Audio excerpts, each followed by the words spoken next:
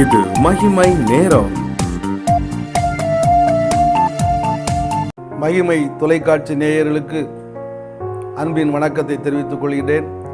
மகிமை நேரம் நிகழ்ச்சியிலே இன்று உங்களோடு இரண்டாவது நாளாக நேற்றைய தினத்திலே ஆவியின் கனியாகிய அன்பை பற்றி பார்த்தோம்.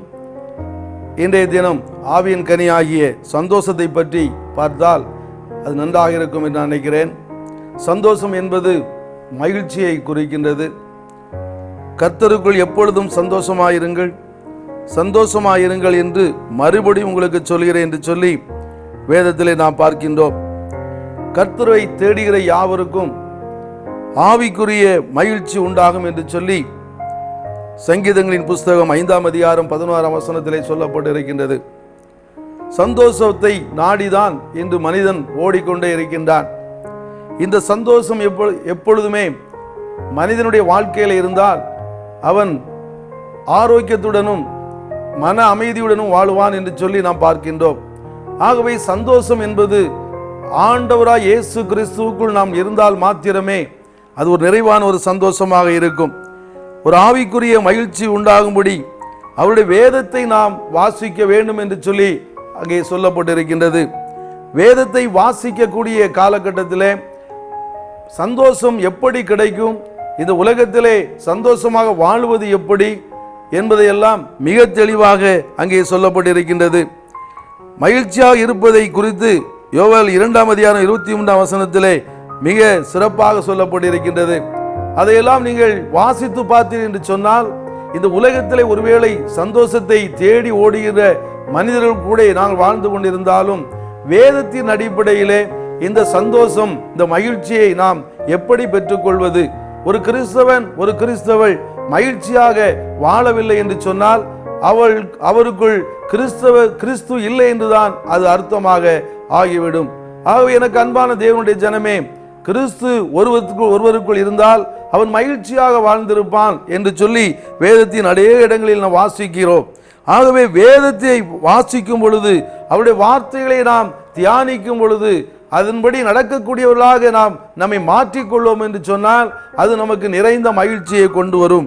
ஆகவே வேதத்தை வாசிக்கும் பொழுது, அதை தியானிக்கும் பொழுது நாம் மிகவும் கவனமாக அவரோடு ஐக்கியப்பட்டிருக்கிறவர்களாக, ஆவிக்குரிய விஷயத்திலே உணர்ந்து கொள்கிறவர்களாக அவரிடத்திலே நாம் கேட்டு இந்த மகிழ்ச்சியை எங்களுக்கு தாரும் என்று சொல்லி நாம் கேட்கக்கூடிய அளவிலே வேதத்தை வாசிக்க வேண்டும், அதை தியானிக்க வேண்டும். அது மாத்திரமல்ல, இந்த கர்த்தருடைய ஆலயத்திற்கு செல்வதை கூட அது மகிழ்ச்சியாகத்தான் இருக்க வேண்டும். ஏன் என்று சொன்னால் ஆலயம் என்பது கூடி வருதல் இடம். அங்கே ஆண்டவராக இயேசு கிறிஸ்து ஆவியானவராக அசைவாடி கொண்டிருக்கின்றார் என்று கிறிஸ்தவர்கள் ஆலயத்திற்கு செல்வது என்பது ஒருவேளை சடங்காச்சாரமாக மாறிக்கொண்டிருக்கிறதோ என்று நினைக்கக்கூடிய காலகட்டத்திலே வாழ்ந்து கொண்டிருக்கிறோம். ஆனால் மகிழ்ச்சி என்பது எப்பொழுது கிடைக்கும் என்று சொன்னால் அவருடைய வார்த்தைகளை கேட்பதற்காக, அவருடைய வசனத்தை தியானிப்பதற்காக ஆலயத்திற்கு செல்ல வேண்டும். ஆலயத்திற்கு செல்வது என்பது அது ஒரு மகிழ்ச்சியான ஒரு காரியம். அங்கே கூடி வருதல், சபை கூடி வருதலை தேவன் விரும்புகிறார்.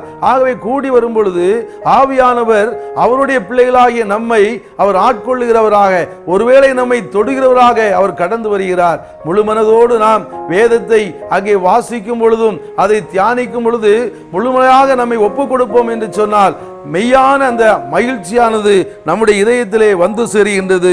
மேலும் நாம் பார்த்தோம் என்று சொன்னால் கர்த்தருடைய பிரசன்னத்தை நாம் உணர வேண்டும்.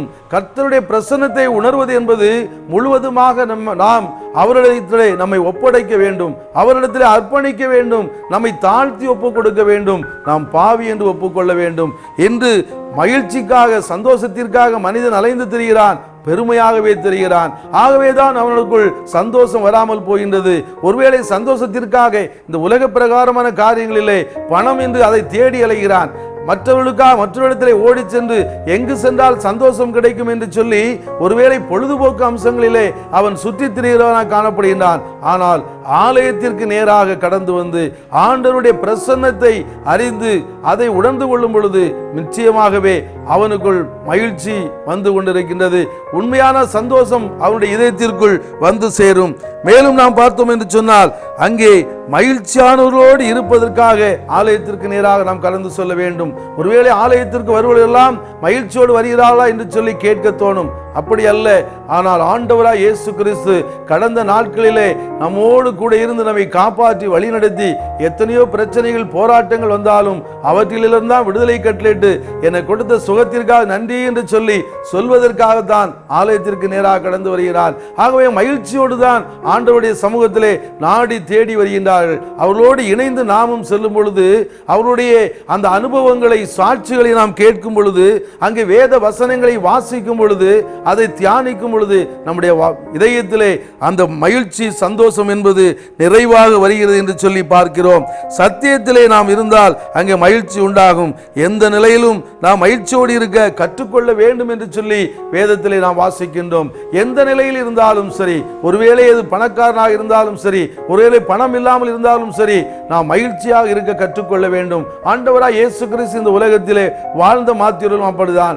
அவர் எப்பொழுதுமே அவர் மகிழ்ச்சியை பற்றியே அவர் சொல்லிக் கொண்டிருக்கிறார். சந்தோஷமா இருக்க வேண்டும் என்பதற்காகத்தான் அவர் இந்த உலகத்திற்கு அனுப்பப்பட்டார் என்று சொல்லி நாம் வேதத்திலே பார்க்கின்றோம். ஆம், எனக்கு அன்பானவர்களே, ஆண்டவராய் இயேசு கிறிஸ்து இந்த உலகத்திற்கு வந்தது உங்களையும் என்னையும் மகிழ்ச்சியாக்குவதற்காகத்தான்.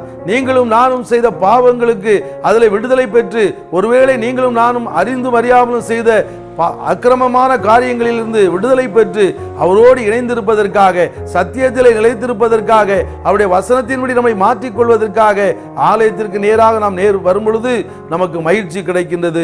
அந்த மகிழ்ச்சி தான் மெய்யான மகிழ்ச்சி. எல்லோரும் சேர்ந்து அவருடைய நாமத்தை மகிமைப்படுத்தும் பொழுது, எல்லோரும் சேர்ந்து அவரை துதித்து பாடும் பொழுது நமக்கு சந்தோஷம் நம்முடைய வாழ்க்கையிலே வருகிறது. அந்த சந்தோஷம் தான் நிறைவான ஒரு சந்தோஷமாக நம்முடைய உள்ளத்திலே காணப்படும். அந்த சந்தோஷத்திற்காகத்தான் நாம் ஆலயத்திற்கு நாம் சொல்லுகின்றோம். மகிழ்ச்சி என்பது மற்றவர்களுக்கு காண்பிப்பவர்களாகவே நாம் காணப்பட வேண்டும். கிறிஸ்துவர்களாகிய நாம் மற்றவர்களுக்கு முன்பதாக ஆண்டவராய் இயேசு கிறிஸ்து என்னோடு இருக்கிறார், என் உள்ளத்திலே இருக்கிறார், ஆகவே நான் மகிழ்ச்சியாக இருக்கிறேன், நான் சந்தோஷமாக இருக்கிறேன் என்பதையெல்லாம் மற்றவர்களை சாட்சியாக காண்பிக்கக்கூடிய பிள்ளைகளாக காணப்பட வேண்டும். இன்றைய உலகத்திலே நீங்களும் நானும் எப்படி வாழ்ந்து கொண்டிருக்கின்றோம்? இந்த மகிழ்ச்சியான வாழ்க்கை நம்மிடத்தில் இருக்கின்றதா? இந்த உலகத்திலே வாழும் பொழுது சந்தோஷம் நம்முடைய இதயத்திலே குடிகொண்டு இருக்கின்றதா? இல்லை என்று சொன்னால் நாம் அவரை விட்டு நாம் தூரத்தில் இருக்கிறதாகத்தான் அர்த்தமாகிவிடும்.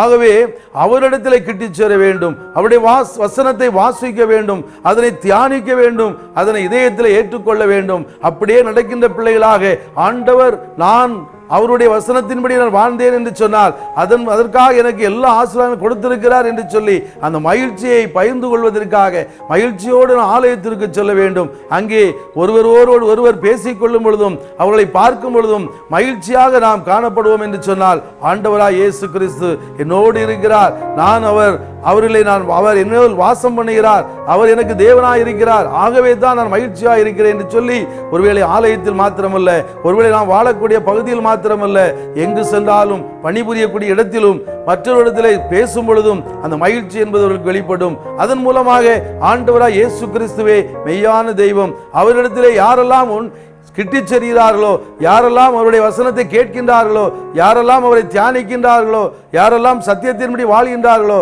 அவர்கள் இப்படியாக மகிழ்ச்சியாக இருப்பார்கள் என்று சொல்லி நாம் சாட்சியுள்ள பிள்ளைகளாக மற்றவர்களுக்கு மத்தியிலே வாழ்ந்து காட்ட வேண்டும். ஒருவேளை நீங்கள் பணிபுரியவர்களாக இருக்கலாம், ஒருவேளை மற்றொரு மத்தியிலே இருக்கக்கூடியவர்களாக இருக்கலாம்.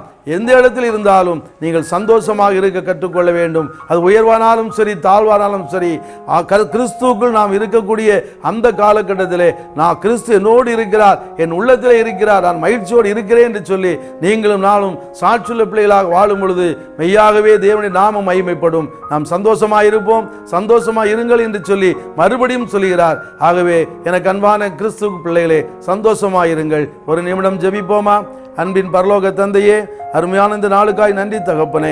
சந்தோஷத்திற்காக மனிதன் அங்கும் இங்கும் சுற்றித் திரிகிறான் அப்பா, ஆனாலும் மெய்யான சமாதானம் சந்தோஷம் உம்மிடத்தில் மாத்திரமே இருக்கிறது ஆண்டவரே. அந்த சந்தோஷத்தை எனக்கு தாரும் ஆண்டவரே. உம்மிடத்தில் கிட்டி சேரவும் உடைய வசனத்தை வாசிக்கவும் அதன்படி நடக்கும் எங்களுக்கு பலத்தை தாரும் ஐயா. உலகத்தில் நாங்கள் செல்லும் பொழுது நீர் தந்த சந்தோஷத்தை மற்றொரு பகிர்ந்து கொள்ளக்கூடிய பிள்ளைகளாக எங்களை மாற்றும். அப்படியே எங்களை காத்துக்கொள்ளும் வழி நடத்தும். இரட்சகர் மீட்பருமாகி இயேசுவின் இனிய நாமத்தில் கேட்கிறோம் ஜீவனுள்ள பிதாவே, ஆமென்.